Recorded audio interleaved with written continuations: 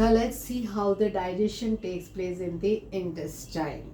Now here you know that bile is secreted by the liver, and pancreatic juices secreted by the pancreas, and there are intestinal cells which release the intestinal juices for the digestion of the food in the intestine. So here there's a duct, there's a bile duct which comes from the liver, hepatic duct which becomes a bile duct and joins the duodenum, and then there is a pancreatic duct which comes from the pancreas which joins the duodenum. So both the ducts, they combine together and releases the juices in the duodenum.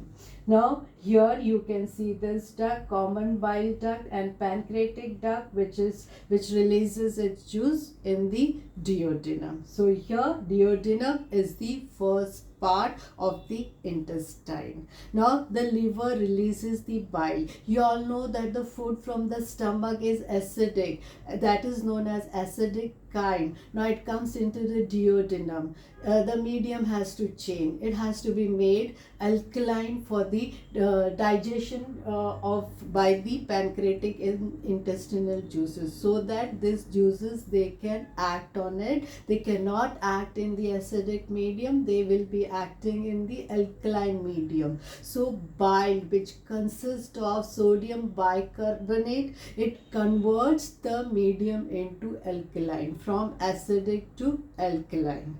So now here the food in the duodenum is alkaline. Pancreatic juice is released.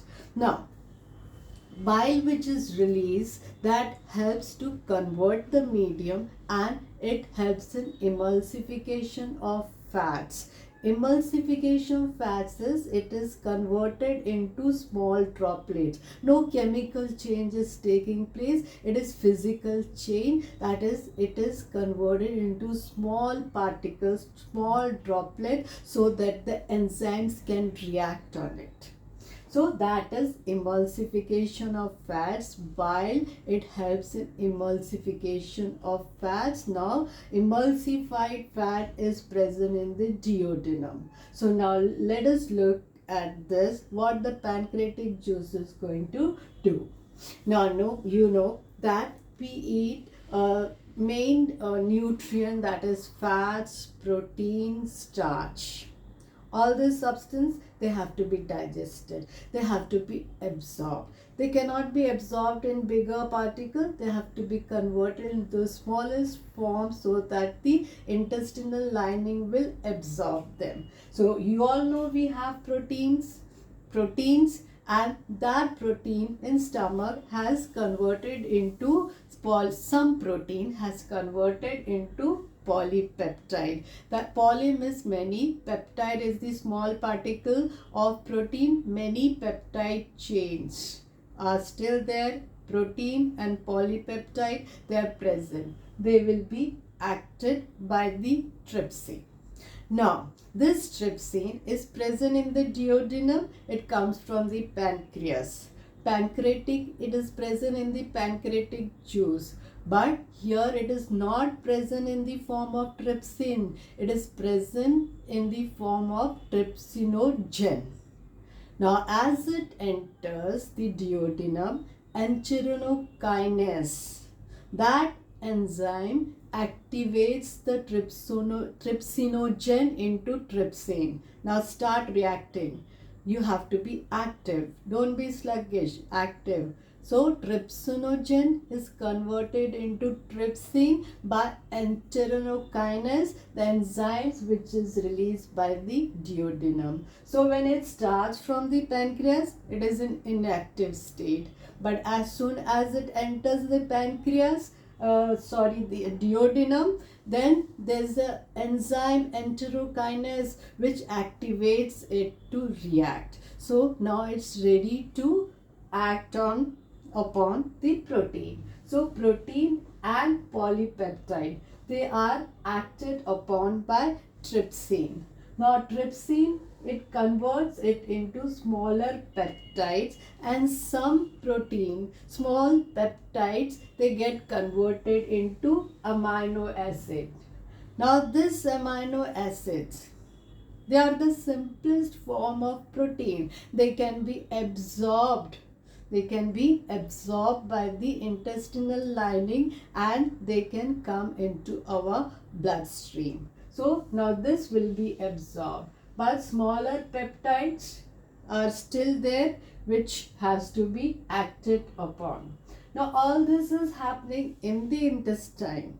Intestinal juices are also released. So here these smaller peptides, they will be acted upon by Erepsin, which is from the intestinal juices. Erepsin, which will act upon peptide and convert into amino acid. So ultimately all the protein is converted into amino acid. This amino acid, now some peptides which are remaining, acted upon by Erepsin, which converts into amino acid.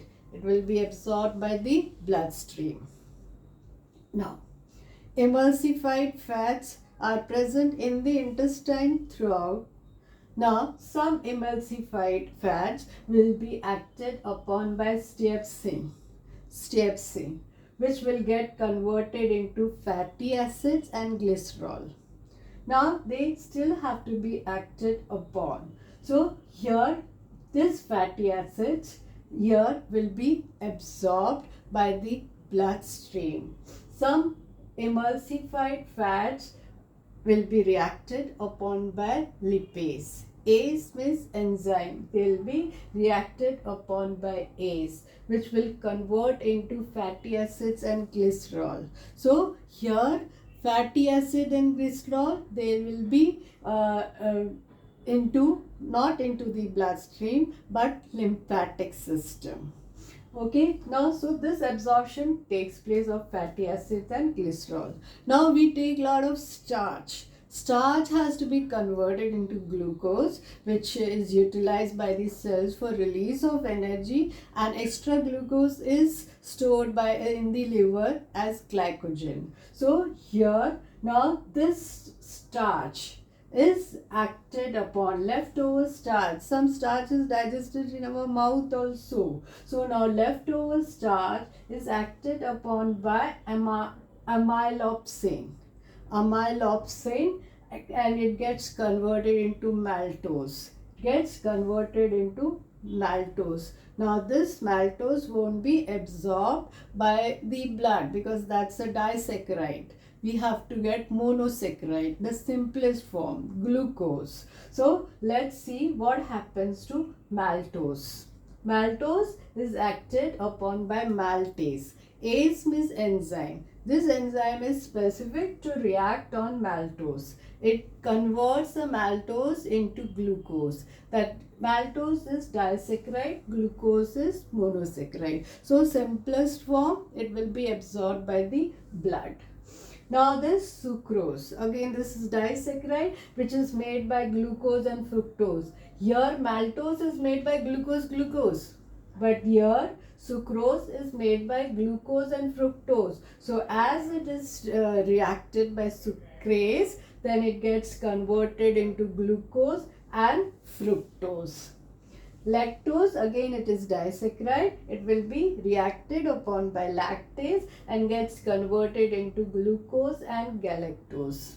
So here now these are the simplest forms which are absorbed by the blood. Fatty acids is and glycerol is absorbed by the lymphatic system, whereas amino acid, glucose, galactose, fructose absorbed by the blood directly.